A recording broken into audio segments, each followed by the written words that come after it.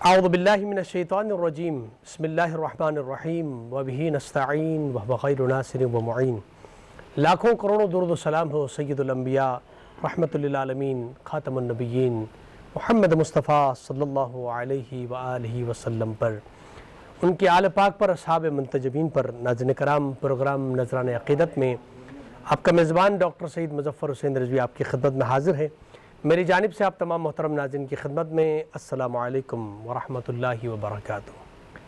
ناظرین کرام، بارگاہ سیدہ فاطمہ زہرا سلام اللہ علیہا میں چند اشعار کے ساتھ کہ تیری ادا پہ نثار جنت ہو، تجھ پہ لاکھوں درود زہرا، تمام حوریں تمام کنیزیں، تمام حوریں تیری کنیزیں، فرشتے تیرے غلام زہرا، تیرا گھرانہ ہے دین کا بانی، فلک پہ تیری ہے راجدانی، تیرے ہی شوہر کا مقتدی ہے کوئی بھی ہو جو امام زہرا، خدا کی پیاری نبی کی بیٹی، علی کی زوجہ، حسن کی مادر، حسین جس کے ہو دل کا ٹکڑا، سبھی خصائص کا نام زہرا۔ ناظرین کرام، جب رسالت مآب صلی اللہ علیہ وآلہ وسلم کو مشرکین مکہ تانا دینے لگے، ابتر کا تانا دینے لگے، تو اس وقت خالق کائنات نے خاتم المرسلین کی اس مشکل کو، اس پریشانی کے عالم میں جب آپ تھے، تو آپ کی اس مشکل کو آسان کرنے کے لیے اللہ رب العزت نے سورہ کوثر کو نازل فرمایا۔ بسم اللہ الرحمن الرحیم، انا اعطیناک الکوثر فصل لربک وانحر ان شانئک ھو الابتر۔ وہ جو ابتر کا تانا دے رہے تھے ان کے لیے سورہ نازل ہوا، فرمایا کہ اے رسول اکرم صلی اللہ علیہ وآلہ وسلم، ہم نے تجھے کوثر عطا فرمایا۔ مفسرین قرآن فرماتے ہیں کہ یہاں کوثر سے مراد حضرت فاطمہ زہرا سلام اللہ علیہا ہے۔ ناظرین کرام، ولادت باسعادت کے عنوان سے سچ ٹی وی کی جانب سے آج پروگرام حضرت فاطمہ زہرا سلام اللہ علیہا کی خاص کر آئے تطہیر کے مصداق کے عنوان سے پروگرام کا انعقاد ہے۔ آپ تمام ناظرین کی خدمت میں جناب سیدہ فاطمہ زہرا کی ولادت باسعادت کی مبارکباد پیش کرتا ہوں۔ محترم ناظرین کرام، آج اس موضوع پر گفتگو کے لیے ہم نے اپنے اسٹوڈیو میں ممتاز علماء کرام کو مدعو کیا ہے، جن کا مختصر تعارف آپ کے سامنے پیش کر رہا ہوں۔ ہمارے ساتھ تشریف فرما ہے ممتاز عالم دین ہیں، خطیب ہیں بہترین، علامہ حکیم محمد اکبر درس صاحب۔ السلام علیکم وعلیکم السلام ورحمۃ اللہ پروگرام میں۔ ہمارے ساتھ دوسرے مہمان ہیں dean faculty of Islamic studies professor doctor Zahid Ali Zahidi صاحب۔ السلام علیکم ورحمۃ اللہ وبرکاتہ۔ وعلیکم السلام ورحمۃ اللہ۔ خوش آمدید کہوں گا پروگرام میں۔ اور ہمارے ساتھ تیسرے مہمان ہیں مشہور و معروف نوحہ خاں منقبت خاں جناب شبیہ رضا جعفری صاحب۔ السلام علیکم ورحمۃ اللہ وبرکاتہ۔ خوش آمدید کہوں گا آپ کو پروگرام میں۔ سلسلہ گفتگو کا باقاعدہ آغاز علامہ صاحب آپ سے کرنا چاہوں گا۔ جناب فاطمہ زہرا سلام اللہ علیہا کی ولادت باسعادت ہے، اس وقت کہ جب مشرکین مکہ آپ کو تانا دے رہے ہیں، ابتر کا تانا دے رہے ہیں، تو کیا خوشی کا عالم تھا جناب رسالت میں آپ کے گھرانے میں؟ لیکن سر، حضور کی عمر مبارک اس زمانے میں 41 برس کی تھی جب حضرت سیدہ فاطمہ الزہرا سلام اللہ علیہا کی ولادت باسعادت ہوئی۔ اعلان نبوت تو ہو چکا تھا، اور مشرکین مکہ جو ہے وہ اس لیے یہ تانا دے رہے تھے کہ آپ کی اولاد نرینہ جو اس سے قبل پیدا ہوئی، وہ پروردگار عالم نے ان کو جو ہے اپنے پاس بلا لیا۔ اب ایسی صورت میں انہوں نے کہا کہ نعوذ باللہ نقل کفر نماشت کی یہ نسل بریدہ ہیں۔ تو پروردگار عالم نے سورہ کوثر کو بھی نازل فرمایا، مختصر سورہ ہے پورے قرآن کریم کا سب سے، اور یہ منقبت ہے حضرت سیدہ کی۔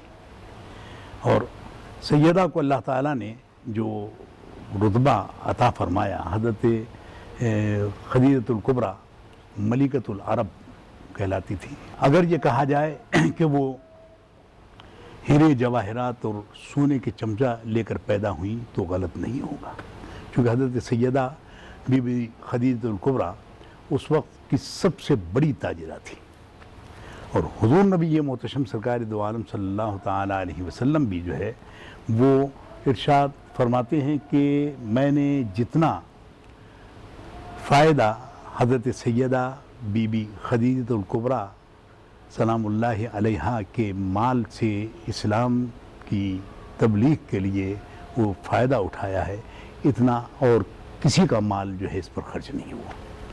تو گویا اولین اسلامی تعلیمات کو پورے مملکت عرب ہی نہیں بلکہ پوری دنیا کا پیش خیمہ وہاں جو ہے وہ حضرت سیدہ کے مال اور جواہر سے تھا۔ خصوصاً حضور بعض اوقات جو ہے کچھ پریشانی کا شکار ہوا کرتے تو حضرت سیدہ خدیجہ نے تمام جتنے بھی وہاں آپ کے اعزاء تھے اور جتنے وہاں کے تجار تھے ان سب کو جمع کر کے کہا کہ یہ میں سارا مال حضور کے سپرد کر رہی ہوں، اب یہ جیسا چاہیں اور جہاں چاہیں خرچ کریں۔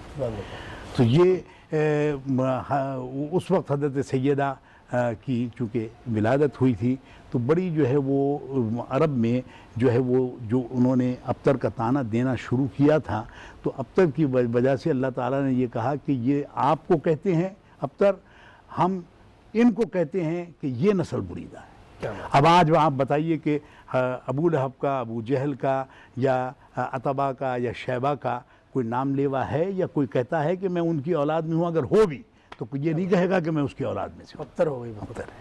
بے شک۔ ڈاکٹر صاحب آپ کی خدمت میں سوال رکھنا چاہوں گا، جناب سیدہ فاطمہ زہرا سلام اللہ علیہا جو مصداق آیے تطہیر بھی ہیں اور بالخصوص یہ جو سورہ جس کی تلاوت کی گئی سورہ کوثر کی بھی مصداق ہیں، وہ شان نزول اسی عنوان سے جیسے علامہ صاحب نے بیان کیا کہ جب ابتر کے طعنے دیے جا رہے تھے اس وقت اللہ تعالیٰ نے جناب سیدہ کی صورت میں آپ کو نسل قصیر عطا فرمایا، کیا فرماتے ہیں آپ؟ بسم اللہ الرحمن الرحیم۔ بہت شکریہ۔ علامہ صاحب کی بات کو میں آگے بڑھاتے ہوئے عرض کروں کہ جیسا کہ آپ نے فرمایا کہ آج کوئی آپ کو ایسا انسان نہیں ملے گا دنیا میں جو اپنے آپ کو ابو جہل یا ابو لہب سے منسوب کرے۔ ان کی نسل واقعی ابتر ہو گئی پریکٹیکلی، عملی طور پر۔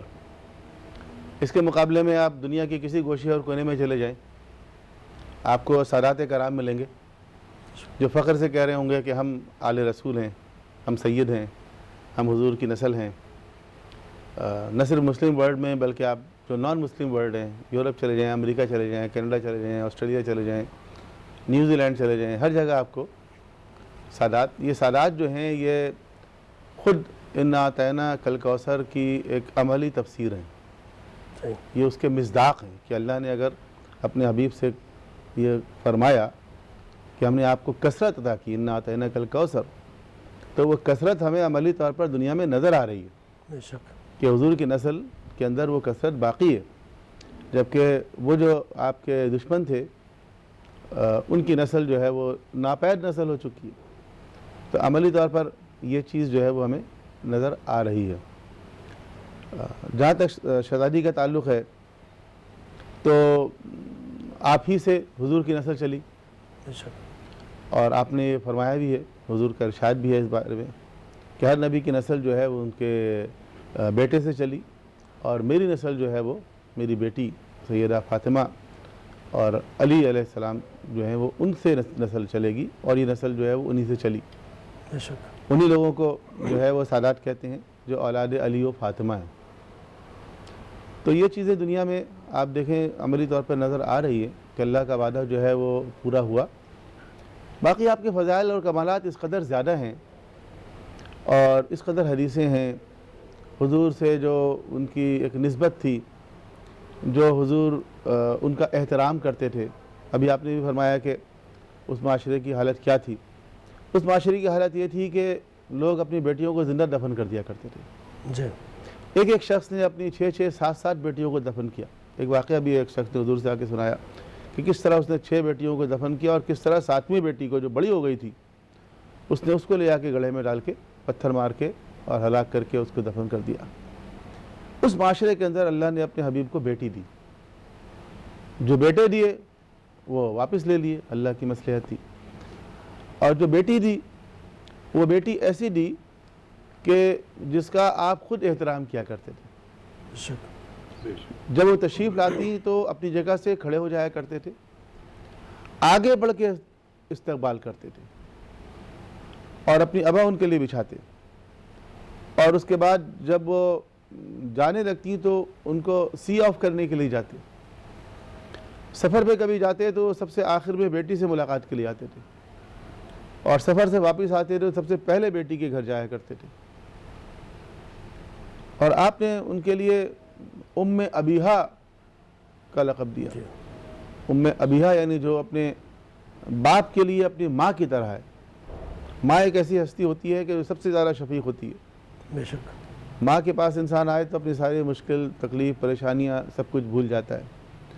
اور حضور کی جو والدہ گرامی تھی جناب آمنہ، ان کا انتقال حضور کے بچپن میں ہو گیا تھا، تو دیکھا جائے تو حضور صلی اللہ علیہ وسلم اپنی والدہ گرامی کی شفقت سے بہت ارلی ایج میں محروم ہو گئے۔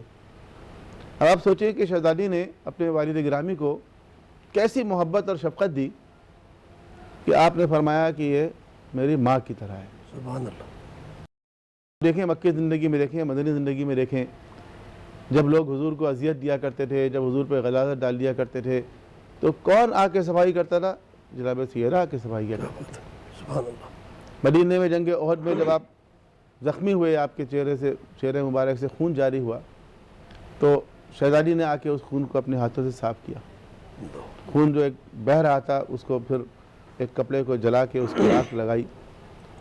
تو اتنی خدمت کی، اتنی محبت دی، اتنی شفقت دی، تو ان کو یہ مقام اور مرتبہ عطا کیا اللہ تعالیٰ نے۔ تو اس معاشرے کے اندر کہ جہاں عورت کا احترام نہیں تھا، جہاں بیٹیوں کو زندہ دفن کر دیا جاتا تھا، اس معاشرے کے اندر اللہ نے اپنے حبیب کو ایک ایسی آئیڈیل شخصیت دی جو خاتون کی صورت میں ہے، بقول علامہ اقبال کے ماں درارہ اسوہ کامل بطول، کہ ماؤں کے لیے اگر کوئی اسوہ کامل ہے تو جناب سیدہ کی طرح۔ سبحان اللہ، سبحان اللہ۔ میں گزارش کروں گا جناب شبیر رضا جعفری صاحب سے کہ بارگاہ سیدہ فاطمہ زہرا سلام اللہ علیہا میں منقبت پیش کریں۔ فاطمہ زہرا یا فاطمہ زہرا، یا فاطمہ زہرا، یا فاطمہ زہرا، یا فاطمہ زہرا۔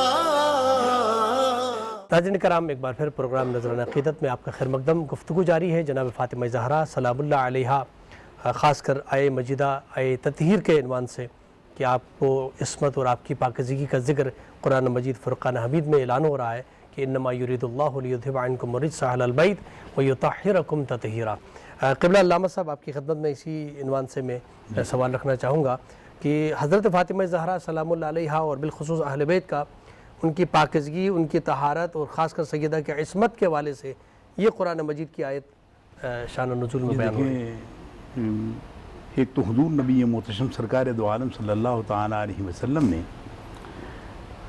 جب عقد ہوا ہے حضرت سیدنا علی کرم اللہ وجہہ سے، تو اس وقت یہ دعا مانگی تھی کہ پروردگار ان کو طہارت کی اعلیٰ منزل عطا فرما، اور پروردگار عالم نے یہ آیہ مقدسہ نازل فرمائی کہ انما یرید اللہ، آپ کے رب نے یہ ارادہ کر لیا ہے، لیذھب عنکم الرجس، کہ تم سے ناپاکی کو دور رکھے، دور کرے نہیں، دور رکھے۔ انما یرید اللہ لیذھب عنکم الرجس اہل البیت ویطہرکم تطہیرا، اور اے اہل بیت تم کو طہارت کی اس منزل پر پہنچائے جو طہارت کا حق ہے۔ تطہیر جو ہے، انما یرید اللہ لیذھب عنکم الرجس اہل البیت ویطہرکم تطہیرا، اب یہ تطہیر جو ہے باب تفعیل سے ہے۔ پروردگار عالم نے ان کو اس پاکیزگی کی منزل پر جو ہے فائز فرمایا کہ جہاں یہ یطہرکم بھی اور تطہیر بھی، یہ دونوں سپرلیٹو ڈگری ہیں، کیا بات، یعنی اس سے آگے کا کوئی طہارت کی منزل تصور میں نہیں آ سکتی۔ کیا بات، تو ان کو جو ہے اس منزل پر پروردگار عالم نے فائز فرمایا، اور یہی وجہ ہے کہ جب پروردگار عالم نے کہا کہ آپ ان کا اظہار فرمائیے جو آپ کے اہل بیت ہیں، تو حضور نبی محتشم سرکار دو عالم صلی اللہ تعالیٰ علیہ وسلم نے چادر اوڑی ہوئی تھی، حضرت ام سلمہ بیان فرماتی ہیں کہ چادر اوڑی ہوئی تھی، حضرت امام حسن آئے، آپ نے ان کو چادر میں طلب فرمایا اور بٹھا لیا۔ اس کے بعد حضرت امام حسین آئے، ان کو بھی چادر میں لے لیا۔ پھر حضرت سیدہ تشریف لائیں، ان کو بھی آپ نے چادر میں لے لیا۔ پھر حضرت علی آئے، ان کو بھی چادر میں لے لیا، اور پروردگار عالم سے مخاطب ہو کے کہا کہ پروردگار یہ میرے اہل بیت ہیں، سبحان اللہ، ہؤلاء اہل بیت واہ واہ، ہیں۔ تو بہت ان کو جو ہے وہ آئے تطہیر کو جو ہے وہ تطہیر کی چادر حضور نے اڑا کر بھی یہ بتا دیا کہ یہ اہل بیت یہ ہے۔ اہل بیت ہے، سبحان اب حالانکہ بہت جگہوں پر کہا جاتا ہے کہ صاحب اہل بیت جو ہے وہ گھر والیاں بھی جو اہل بیت ہی میں شامل ہوتی ہیں، لیکن حضور نے جو پروردگار کو گواہ کر کے کہا کہ میرے اہل بیت ہی ہیں، سبحان اللہ، سبحان اللہ، تو وضاحت ہوئی۔ یہ وضاحت فرما دی۔ اور یہی وجہ ہے کہ یہ حدیث قصہ جو ہے یہ صرف اہل تشیع کے ہاں ہی نہیں، اہل تسنن کے ہاں بھی جو ہے وہ اسی طرح مانی جاتی ہے۔ سبحان اللہ، سبحان اور اس پر جو ہے علامہ تاج الدین سبکی، حضرت امام مالک، حضرت علامہ جلال الدین سیوطی اور شیخ محدث دہلوی، عبدالحق محدث دہلوی، ان سب کا اتفاق ہے کہ حضرت سیدہ فاطمۃ الزہرا جو ہیں وہ تمام کائنات کی جو اولین ہیں اور آخرین ہیں ان سب میں افضل ترین شخصیت جو ہے حضرت سیدہ کی۔ سبحان اللہ، سبحان اللہ، بہت بہترین۔ ڈاکٹر صاحب آپ کی خدمت میں یہ سوال رکھنا چاہوں گا، میں نے بھی میری نگاہوں سے وہ حدیث گزری ہے جس میں صحیح بخاری میں بھی اور صحیح مسلم شریف میں بھی، سیاست کی اور بھی کتابوں میں حضرت عائشہ سے بھی روایت ہے، حضرت ام سلمہ سے بھی روایت ہے، اور اسی طرح حدیث کے ساتھ جو بیان ہو رہی جابر بن عبداللہ انصاری سے روایت ہے۔ خود امہات المومنین فرماتی ہیں کہ اس چادر کے اندر حضرت علی ابن ابی طالب، حضرت امام حسن، حضرت امام حسین، خود جناب سیدہ، خود رسول خدا، اور اس کے درمیان خود جیسا آپ نے فرمایا کہ پھر اللہ کے نبی نے فرمایا اور اس آیت کی تلاوت فرمائی، انما یرید اللہ لیذھب عنکم الرجس اہل البیت ویطہرکم تطہیرا، اور فرمایا یہ میرے اہل بیت ہیں۔ اس حوالے سے اگر آپ اس کی مزید۔ جی بہت اچھی بات ہو رہی ہے۔ دیکھیں یہ روایت جو ہے جناب ام سلمہ رضی اللہ عنہا والی ترمذی میں بھی ہے، اور حضرت عائشہ ام المؤمنین رضی اللہ تعالیٰ عنہا، تو ان کی روایت جو ہے وہ صحیح مسلم کے اندر ہے، جی، اور بعض دیگر کتابوں کے اندر یہی واقعہ جو ہے وہ جناب سیدہ سلام اللہ علیہ سے مروی ہے، جی، اور بس اس سے ایسا محسوس ہوتا ہے کہ یہ واقعہ بعض روایتوں کے مطابق جناب حضرت ام سلمہ رضی اللہ عنہ کے گھر کا واقعہ ہے، یا حضرت عائشہ رضی اللہ عنہ کے گھر کا واقعہ ہے، یا جناب سیدہ سلام اللہ علیہ کے گھر کا واقعہ ہے، کسی ایک گھر کا یہ واقعہ ہے۔ جناب ام سلمہ والی روایت کے اندر یہ بھی ہے کہ ایک مرحلے پر انہوں نے کہا کہ یا رسول اللہ کیا ہمیں بھی اجازت ہے کہ ہم بھی اس میں شامل ہو جائیں؟ تو حضور نے فرمایا کہ تمہارا انجام بخیر ہوگا، تم اپنے مقام پر ہو۔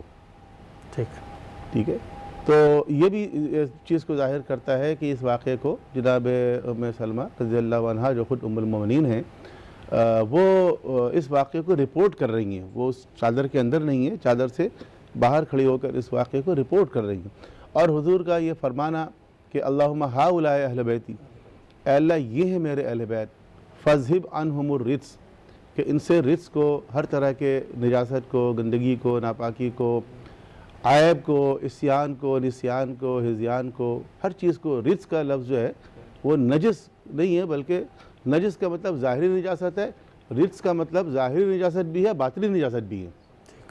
ہر طرح کی نجاست کو، ہر طرح کی گندگی کو ان سے دور رکھ، اور ان کو اس طرح پاک و پاکیزہ قرار دے جس طرح پاک و پاکیزہ قرار دینے کا حق ہے، جیسا کہ حضرت نے ارشاد فرمایا، بعینہ یہی معنی ہو گیا، اور اس پہ تاکید در تاکید کا صیغہ، انما خود جو حصر کے معنی میں استعمال ہوتا ہے، پھر لیذھب میں لام تاکید ہے، ٹھیک ہے نا، یطہرکم تطہیرا، یہ سب تاکید در تاکید کے صیغے جو ہیں اس کے اندر پائے جاتے ہیں۔ اور ایک اور واقعے کی طرف میں اشارہ کروں اس کے سپورٹ میں، جو عام طور پہ ذرا کم بیان کیا جاتا ہے، اور وہ بھی دلچسپ ہوگا آپ کے لیے انشاءاللہ، آپ کے ناظرین کے لیے، کہ جب حضور واقع مباہلہ کے لیے گئے اور انہی ہستیوں کو لے کر گئے، یعنی پنجرتن پاک وہاں پر میدان مباہلہ میں پہنچے، تو وہاں پہنچنے کے بعد بھی حضور نے آسمان کی طرف رخ کیا اور ایک جملہ ارشاد فرمایا کہ اللہم ہؤلاء اہلی، اے اللہ یہ ہیں میرے گھر والے، سبحان اللہ سبحان اللہ. یعنی مختلف مقامات پر آپ نے تعارف کروایا. وہاں فرمایا اللہم ہؤلاء اہل بیتی، اور میدان مباہلہ میں جا کے فرمایا اللہم ہؤلاء اہلی، اے اللہ یہ ہیں میرے گھر والے.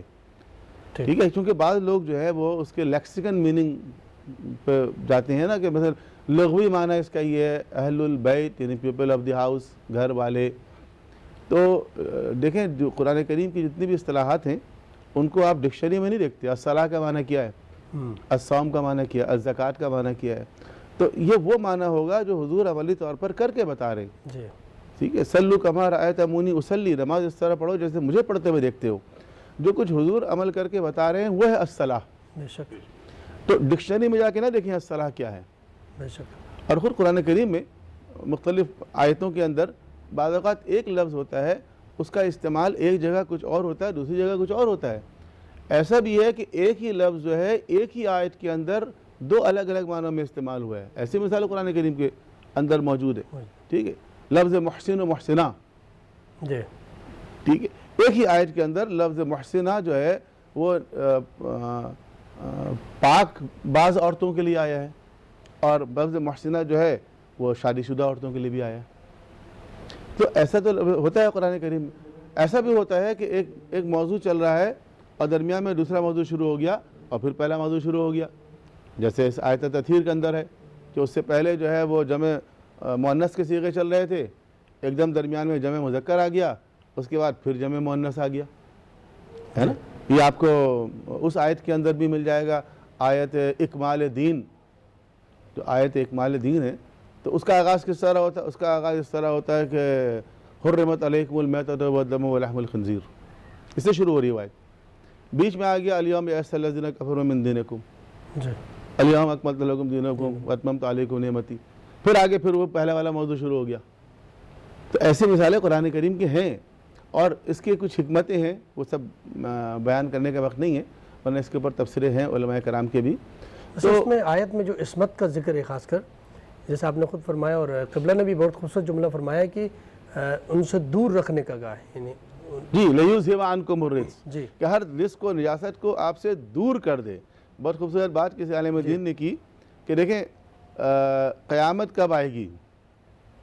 ٹھیک ہے، تو قرآن کریم کے اندر ہے کہ قیامت کے بارے میں کہ ان الساعۃ قریب، قیامت جو ہے وہ بہت قریب ہے. اچھا، وہ جو قریب ہے قیامت وہ ابھی تک تو نہیں آئی. اس آیت کے نازل ہوئے بھی 1,500 سال گزر گئے، ابھی تک وہ قیامت آئی نہیں ہے. تو آپ دیکھیں قرآن کا قریب تو وہ ہے، کیا بات. اور جس کو قرآن نے کہہ دیا لیذھب عنکم الرجس، سبحان اللہ کہ رزق کو نجاست کو، بعض لوگ کہتے ہیں نا کہ اہل بیت کے راستے پہ پوری دنیا کیوں نہیں ہے، یا کم لوگ کیوں ہیں، یا ان کے زمانے میں بھی اس طرف مائل لوگ کم تھے. تو کیوں کم تھے؟ تو کم ہونے کی ایک وجہ یہ ہے کہ لیذھب عنکم الرجس، کہ جو رجس ہے، نجاست ہے، گندگی ہے، پلیدی ہے، وہ ان کے قریب آ نہیں سکتی. خداوند عالم نے بیان کر دیا ہے. سبحان اللہ سبحان اللہ، کیا بات ہے. بہت بہترین بات فرمائی آپ نے. خود قرآن مجید کے اندر جا بجا آیات ہیں جو حضرت فاطمہ زہرا سلام اللہ علیہا ان آیات کی مصداق ہیں. ان میں جیسے ڈاکٹر صاحب نے کہا آیہ مباہلہ اس میں شامل ہے، اور آیہ تطہیر. وقت کا یہ جو آپ کا پروگرام کا دورانیہ اس بات کی اجازت نہیں دیتا، ورنہ سیدہ کے جو فضائل ہیں ان پر بے شمار آیتوں کے جو ہے وہ آپ کو ریفرنس دیے جا سکتے ہیں کہ صاحب یہ فلاں فلاں فلاں آیتیں جو ہیں وہ حضرت سیدہ ہی کے لیے سورہ دہر کے حوالے سے قرآنی. اچھا، پھر آپ دیکھیں کہ وہ جو ابھی قبلہ نے ارشاد فرمایا تو اس میں یہ آیت مباہلہ میں بھی آپ دیکھیں جمع کے صیغے ہیں. کہا کہ قُلْ نَدْعُوا أَبْنَاءَنَا وَأَبْنَاءَكُمْ، ہم اپنے بیٹوں کو لاتے ہیں، تم اپنے بیٹوں کو لاؤ. وَنِسَاءَنَا وَنِسَاءَكُمْ، اب نساء میں جمع کا صیغہ ہے اور گئی ہیں صرف سیدہ، اس پر سب متفق ہیں، کوئی جو ہے اختلاف نہیں ہے، نہ اہل تسنن میں نہ اہل تشیع. میں چاہوں گا اس بریک کے بعد بات کریں گے. ناظرین کرام مختصر سا بریک لیتے ہیں، بریک کے بعد آپ کی خدمت میں حاضر ہوتے ہیں، ہمارے ساتھ رہیے گا. ناظرین کرام ایک بار پھر پروگرام نذرانہ عقیدت میں آپ کا خیر مقدم. پروگرام میں گفتگو جاری ہے حضرت فاطمہ زہرا سلام اللہ علیہا کی عظمت اور ان کی فضیلت کے حوالے سے، اور بالخصوص آیہ تطہیر میں جس میں آپ کی عصمت کا تذکرہ ہے، اہل بیت کی عصمت اور ان کی پاکیزگی کا تذکرہ ہے. اور بریک سے پہلے گفتگو ہو رہی تھی جس طرح آپ نے خوبصورت انداز میں پیش کیا تھا آیہ مباہلہ کو، کہ آیہ مباہلہ کے اندر جس طرح صیغے استعمال ہوئے، جمع کے صیغے ہیں. اب دیکھیں یہ بھی جمع کا صیغہ اس وقت استعمال کیا جاتا ہے جب احترام منظور ہو. ٹھیک۔ تو نسانا و نساکم میں حضرت سیدہ کا احترام قرآن کریم جو ہے سکھا رہا ہے کہ یہ جو ہے یہ عام خواتین کی طرح نہیں ہے، کیا بات ہے، اس لیے جو ہے ان کے لیے جمع کا صیغہ استعمال کیا گیا، ٹھیک۔ اور ہمیشہ احترام اگر کسی کا منظور ہو تو پھر جمع کا صیغہ استعمال کیا جاتا ہے۔ کیا بات ہے۔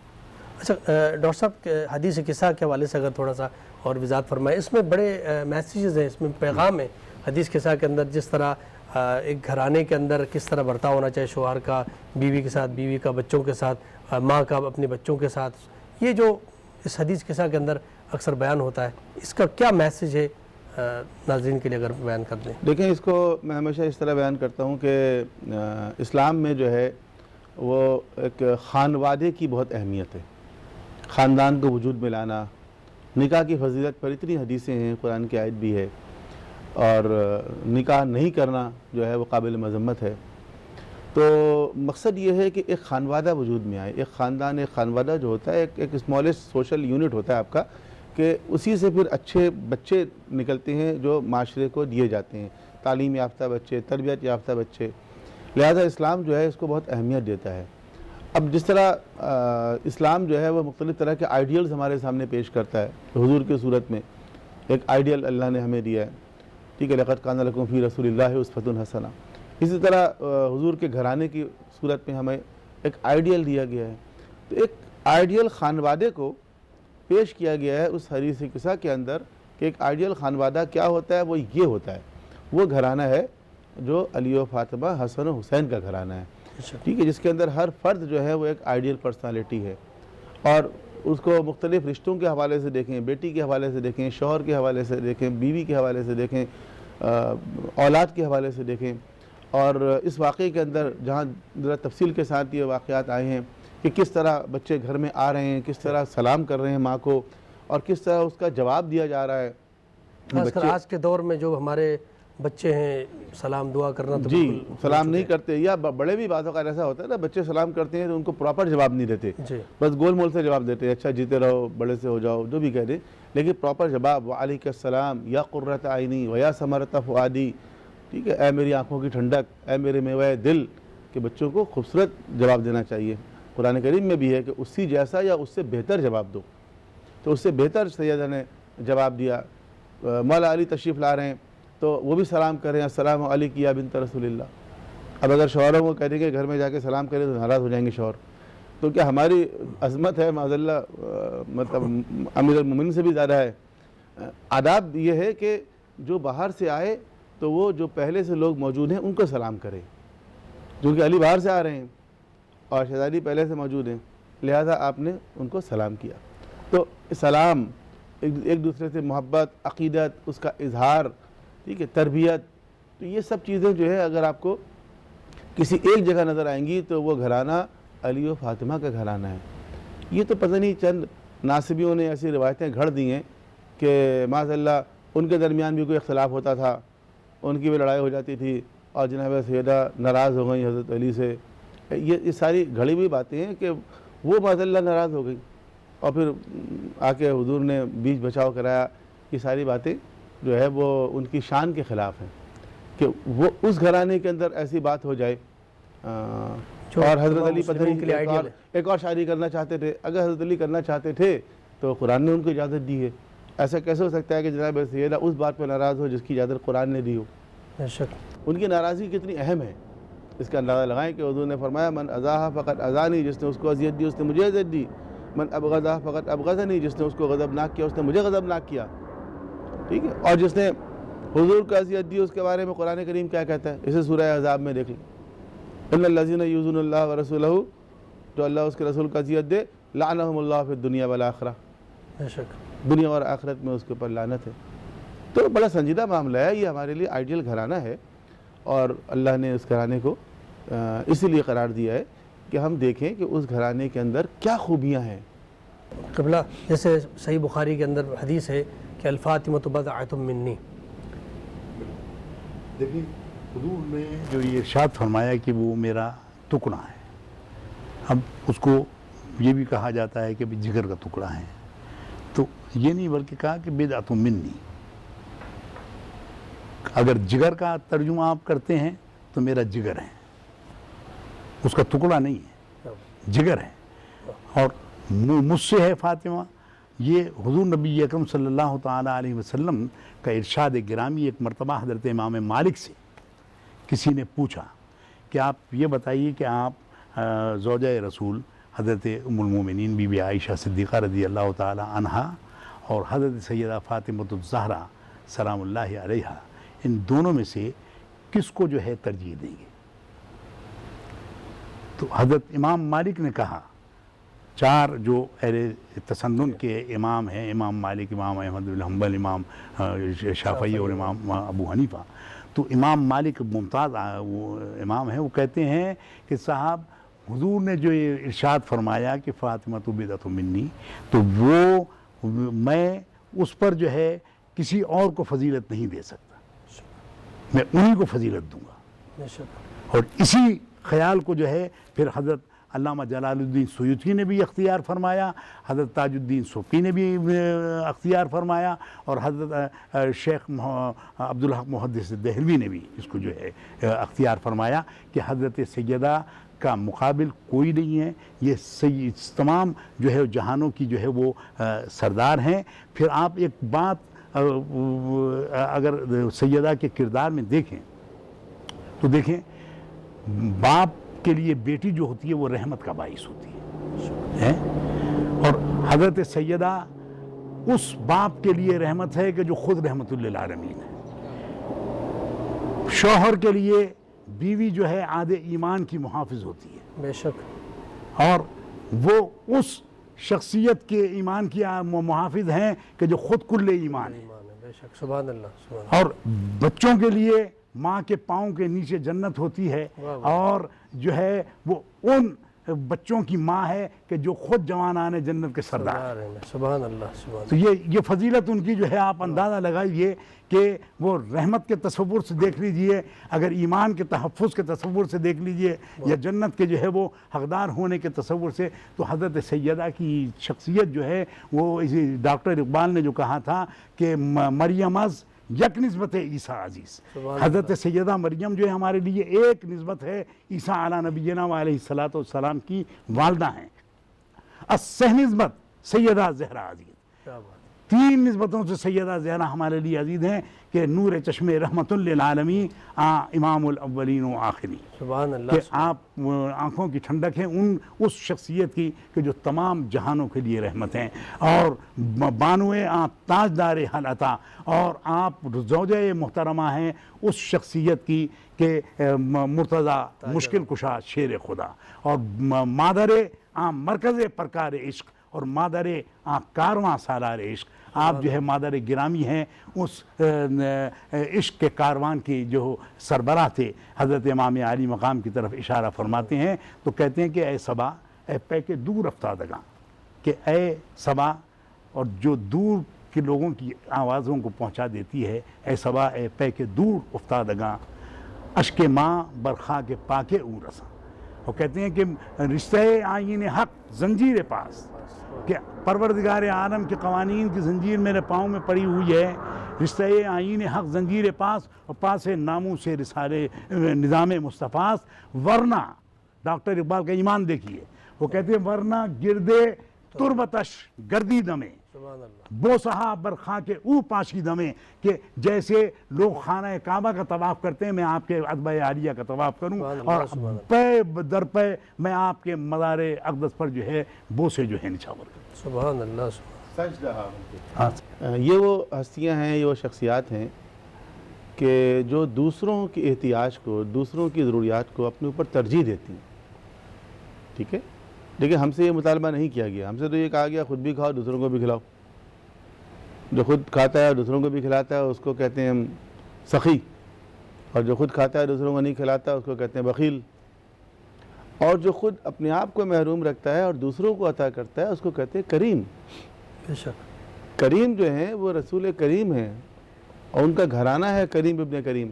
بے شک، کہ جو دوسروں کو عطا کرتا ہے اپنے آپ کو محروم کرتا ہے. کہ آپ دیکھیں ایک نہیں 3 دن تک مسلسل کہ جو روزے رکھے ان ہستیوں نے، اور جب سائل آیا تو اپنے سامنے کی روٹی اٹھا کر شہزادی نے بھی دے دی، مولا علی نے بھی دے دی، حسن حسین نے بھی دے دی. ایک دن 3 دن تک مسلسل اس طرح کیا انہوں نے۔ حسن حسین تو بیماری سے اٹھے تھے جس کی وجہ سے نظر مانی شہزادی نے۔ تو جب حضور آئے اس گھرانے میں تشریف لائے تو دیکھا کہ بچے نقاہت سے لرز رہے ہیں، تو حضور کی آنکھوں میں آنسو آ گئے۔ تو جبریل امین سورہ دہر کی آیتیں لے کر آئے، یؤفون بالنذر ویخافون یوما کان شرہ مستطیرا ویطعمون الطعام علی حبہ مسکینا ویتیما واسیرا انما نطعمکم لوجہ اللہ لا نرید منکم جزاء ولا شکورا، کہ ہم جو تمہیں کھلا رہے ہیں یہ خدا کی خاطر کھلا رہے ہیں، سبحان اللہ، تم سے کوئی جزا نہیں چاہیے، ریوارڈ نہیں چاہیے، شکر گزاری نہیں چاہیے، تھینک یو کہنے کی ضرورت نہیں ہے، لے جاؤ۔ یہ جملہ بھی نہیں کہا انہوں نے، یہ میں عرض کروں، یہ جو جملہ ہے قرآن کی آیت ہے انما نطعمکم لوجہ اللہ، نہ حضرت علی علیہ السلام نے یہ جملہ کہا، نہ جناب سیدہ نے یہ جملہ کہا، نہ حسن حسین نے کہا، لیکن قرآن کے اندر آ گیا۔ یہ ان کی نیت اور ان کا ارادہ ہے جس کو اللہ سبحانہ و تعالیٰ نے آیت کی صورت میں نازل کیا۔ سبحان اللہ، سبحان اللہ۔ انہوں نے زبان سے سائل کو نہیں کہا کہ ہم تمہیں خدا کی خاطر کھلا رہے ہیں، نہیں، وہ تو کہتے بھی نہیں تھے، بس لے جاؤ۔ تو یہ جو مقام اور مرتبہ ہے نا، یہاں تک کوئی اور نہیں پہنچ سکتا، اور یہ انہی کا مقام ہے، انہی کا مرتبہ ہے۔ یہ وہ گھرانہ ہے جس میں فاقہ بھی ہوتا رہا، کبھی ایسا بھی ہوتا رہا کہ گھر میں کھانے کو نہیں ہے، بچے بھوکے ہیں۔ تو وہ چیز جو آئیڈیل ہے وہ دراصل ان کی دینداری ہے، ان کا تقوی ہے، محبت ہے، ایثار ہے، قربانی ہے، عبادت ہے۔ امام حسن سے روایت ہے کہ میری والدہ گرامی رات بہت دیر تک عبادت کرتی رہیں، اور اس کے بعد جو ہے وہ ایک بہت طویل دعا آپ نے مانگی۔ اس دعا کے اندر آپ نے سب کا نام لیا، سب کے لیے دعا کی، اپنے لیے کوئی دعا نہیں کی۔ بعد میں نے پوچھا کہ والدہ گرامی آپ نے اتنی طویل دعا مانگی، سب کا نام لیا، آپ نے اپنے لیے کوئی دعا نہیں مانگی؟ فرمایا الجار ثم الدار، پہلے پڑوسی پھر گھر۔ دیکھیں نا، ہم تو یہ افورڈ کر ہی نہیں سکتے، یہ تو بس وہی ہیں اور انہی کی شان ہے، انہی کا مقام ہے کہ پہلے پڑوسی پھر گھر، پھر پہلے دوسرے پھر ہم۔ تو یہ ان کی قربانی ہے، یہ ان کا ایثار ہے، یہ ان کا عمل ہے جس کو اللہ سبحانہ و تعالیٰ بھی ریکوگنائز کرتا ہے، قرآن کریم کی آیت کی صورت میں نازل کرتا ہے۔ ناظرین کرام، یہاں پر ایک مختصر سا بریک لیتے ہیں، بریک کے بعد آپ کی خدمت میں حاضر ہوتے ہیں، ہمارے ساتھ رہیے گا۔ ناظرین کرام، ایک بار پھر پروگرام نذرانہ عقیدت میں آپ کا خیر مقدم، گفتگو جاری ہے حضرت فاطمہ زہرا سلام اللہ علیہا کے فضائل، ان کے مناقب قرآن مجید کی روشنی میں اور رسالت مآب صلی اللہ علیہ وسلم کی زبان اقدس سے جو فضائل حضرت فاطمہ زہرا سلام اللہ علیہا کے آپ کی زبان سے ادا ہوئے، اس حوالے سے گفتگو جاری ہے۔ ڈاکٹر صاحب، آپ کی خدمت میں سوال رکھنا چاہوں گا۔ رسول اکرم صلی اللہ علیہ وآلہ وسلم نے جناب سیدہ فاطمہ زہرا سلام اللہ علیہا کے جا بجا آپ کے فضائل بیان فرمایا حدیث مبارکہ کے اندر، اگر چند موتی ہمارے ناظرین کی خدمت میں پیش کریں۔ اچھا، فضائل کے اعتبار سے ایک حضرت نے بہت خوبصورت بات کی کہ بعض علماء نے آپ کی فضائل کی بنا پر فرمایا کہ آپ کا مقابلہ کسی سے نہیں ہے۔ تو ایک ایسے ہی ایک واقعہ میں نے پڑھا کہ علماء کے درمیان ایک بحث یہ ہوئی کہ حضرت علی کے فضائل زیادہ ہیں یا جناب سیدہ کے فضائل زیادہ ہیں۔ تو لوگوں نے اپنے حساب سے دلیلیں پیش کی، حدیثیں پیش کی، آیتیں پیش کی، جو بھی یقیناً حضرت علی کے فضائل بھی بہت زیادہ ہیں اور شہزادی کے فضائل بھی بہت زیادہ ہیں۔ بالآخر ایک عالم دین نے ایک بات کی اور اس بات پہ لوگ پھر خاموش ہو گئے۔ انہوں نے کہا دیکھو جناب سیدہ کے فضائل بے شک بہت زیادہ ہیں، نو ڈاؤٹ، لیکن ایک بات حضور نے یہ فرمائی ہے جناب سیدہ کے بارے میں کہ اگر علی نہ ہوتے تو فاطمہ کا کوئی کفو نہ ہوتا۔ سبحان اللہ، سبحان اللہ، واہ۔ تو شہزادی کے تمام تر فضائل ایک طرف، لیکن علی کی فضیلت یہ ہے کہ وہ ان کے بھی کفو ہیں، ان کے ہمسر ہیں۔ کیا بات ہے۔ اور قرآن میں الرجال قوامون علی النساء، واہ، ٹھیک ہے۔ تو اس طرح جو ہے وہ حضرت علی کی فضیلت ان کے اوپر ثابت ہو گئی، لیکن یہ بات حقیقت ہے کہ اس بات کا تعین کرنا بہت مشکل ہے کہ کس کے فضائل زیادہ ہیں۔ اچھا، تھوڑا سا میں ایک اور تذکرہ کروں کہ جب شادی ہوئی جناب سیدہ کی مولا علی سے، تو حضور نے پوچھا حضرت علی سے کہ بتاؤ بیوی کیسی ملی؟ تو حضرت علی نے ایک جواب دیا اور وہ تاریخی جواب ہے۔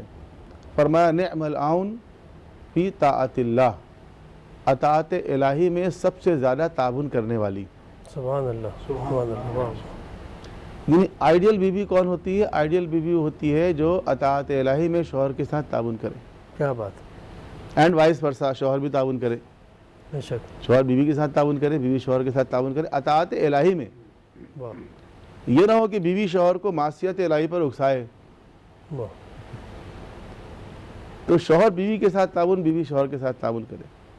وہ جو سورہ دہر کی آیت کی ہم بات کر رہے تھے، تو جناب سیدہ نے منت مانی، تو جس نے منت مانی روزہ اس پر واجب ہے۔ جی روزہ تو ان کو رکھنا تھا، لیکن حضرت علی نے بھی روزہ رکھا، حسن حسین نے بھی روزہ رکھا، ان پر تو واجب نہیں تھا وہ روزہ، انہوں نے منت نہیں مانی تھی، لیکن ساتھ دینے کے لیے، کیا بات، اطاعت الہی میں ساتھ دینا۔ کیا بات، تو یہ جو باتیں ہیں ساری، یہ اس گھرانے کی ہیں کہ جن کا بڑا مقام اور مرتبہ ہے، اور حضور کی جو عظمت کردار ہیں اس کی امین ہے اس گھرانے کی۔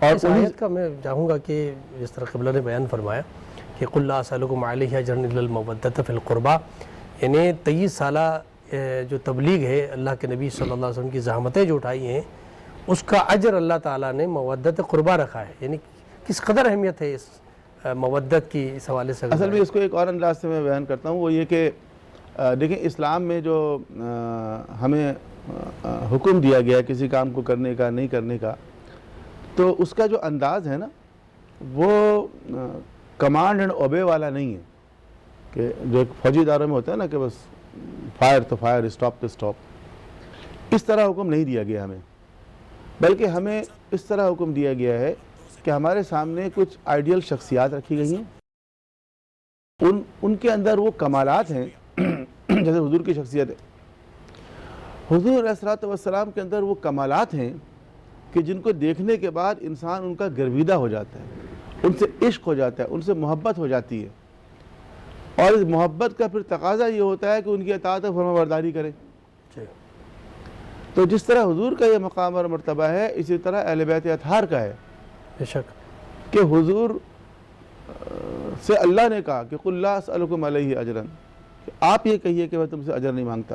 اجر کے لیے تو کام نہیں کیا نا انہوں نے، تو خدا سے اجر لینا ہے ان کو، جیسے کہ دیگر انبیاء کا بیان قرآن کریم میں، تو حضور کا بھی ظاہر ہے کہ یہی بیان ہے، لیکن اللہ نے کیا کہا؟ حضور سے اللہ نے کہا آپ یہ کہیے کہ إِلَّا الْمَوَدَّةَ فِي الْقُرْبَى، مگر یہ کہ میرے قرابت داروں سے محبت رکھو، یعنی میرے بعد جو ہے وہ میرے قرابت دار تمہارے آئیڈیل ہیں، ماڈل ہیں، قابل تقلید ہیں، نمونہ عمل ہیں، ٹھیک ہے، ان سے وہ محبت اور مودت کا سلوک کرو، تو جب ان سے محبت ہو جائے گی تو ان کی اطاعت بھی ہوگی، ان کی باتوں پر عمل بھی ہوگا۔ محبت کا تقاضا یہ ہے، یہ تو ہم لوگوں کی محبت ہے جو فقط زبان کی حد تک رہتی ہے، لقلقۂ زبانی تک، ورنہ حقیقت یہ ہے کہ محبت کا تقاضا یہ ہے کہ انسان اطاعت و فرما برداری کرے۔ بے شک۔ علامہ صاحب آپ کی خدمت میں میسج جناب سیدہ سلام اللہ علیہ کی فضیلت اور مقام بہت بلند ہے قرآن میں، حدیث میں۔ صحیح بات، فاطمہ کونین کی سرتاج ہے، فاطمہ کونین کی سرتاج ہے، عظمتوں کی آخری معراج ہے، واہ واہ، کہ ان کا جو تصور ہے حضور نبی اکرم صلی اللہ تعالیٰ علیہ وسلم نے جس طرح سے ان کو اہمیت دی، اور جس طریقے سے آپ نے ہر مقام پر جو ہے جب بھی آپ سیدہ کے مکان پر تشریف لاتے تھے تو یہ آیت لازمی طور پر آپ جو ہے تلاوت فرماتے تھے کہ انما یرید اللہ لیذھب عنکم الرجس اہل البیت ویطہرکم تطہیرا۔ 6 مہینے روایت میں ہے کہ 6 مہینے آپ نے یہ مسلسل جو ہے وہ حضور نے جب بھی وہاں سے گزر ہوا، اور پھر سارے حجرے آپ دیکھیں کہ مسجد نبوی سے ختم کر دیے گئے سوائے حضرت علی کے، سبحان اللہ، سبحان بیت فاطمہ سمجھے جی، تو بیت فاطمہ کو برقرار رکھا، اور یہی وجہ ہے کہ آج ہم جو ان سے مودت کا اظہار کرتے ہیں۔ دوسری بات ابھی شادی کے بارے میں قبلہ نے جو ہے ارشاد فرمایا تھا، اس میں ایک روایت میں نے دیکھی حضرت انس رضی اللہ تعالیٰ عنہ سے مروی ہے کہ پہلے حضرت سیدہ کا نکاح پروردگار عالم نے آسمان پر جو ہے منعقد کیا، 40,000 فرشتے اس میں شامل تھے، سبحان اللہ اور سبحان پھر زمین پر جو ہے حضور نبی اکرم صلی اللہ تعالیٰ علیہ وسلم نے خطبہ نکاح پڑھا۔ سبحان اللہ سبحان، یعنی حکم خدا سے رسالت میں آپ نے عقد کیا، سبحان اللہ۔ تو اس سے بات بڑی فضیلت تو میں سمجھتا ہوں کہ اور کوئی ہو نہیں سکتی۔ بے شک بے شک ناظرین کرام، یقیناً جناب فاطمہ زہرا سلام اللہ علیہ کی عظمت، ان کے فضائل بہت زیادہ ہیں۔ قرآن مجید کے جا بجا آیات میں آپ کی فضیلت بیان ہوئی ہے، رسول اکرم صلی اللہ علیہ وسلم جا بجا آپ کے فضائل کو بیان فرماتے ہیں۔ آپ سلام اللہ علیہ کی عمر مبارک اتنی نہیں ہے جتنے آپ کے فضائل بیان ہوئے ہیں۔ اس حوالے سے یقیناً بہت وقت چاہیے آپ کے فضائل کے حوالے سے پروگرام کے لیے، وقت ہمارے پاس مختصر تھا، اور یہاں جتنی گفتگو ہو سکتی تھی، جتنے فضائل بیان کیے جا سکتے تھے، وہ ہمارے علماء کرام نے بیان کیے۔ میں نہایت ممنون مشکور ہوں حضرت علامہ حکیم محمد اکبر در صاحب آپ کا، حضرت پروفیسر ڈاکٹر زاہد علی زاہدی صاحب آپ کا، اور جناب شبیر رضا جعفری صاحب کا بہت شکر گزار ہوں کہ آپ تشریف لائے اور بہترین گفتگو آپ نے فرمائی۔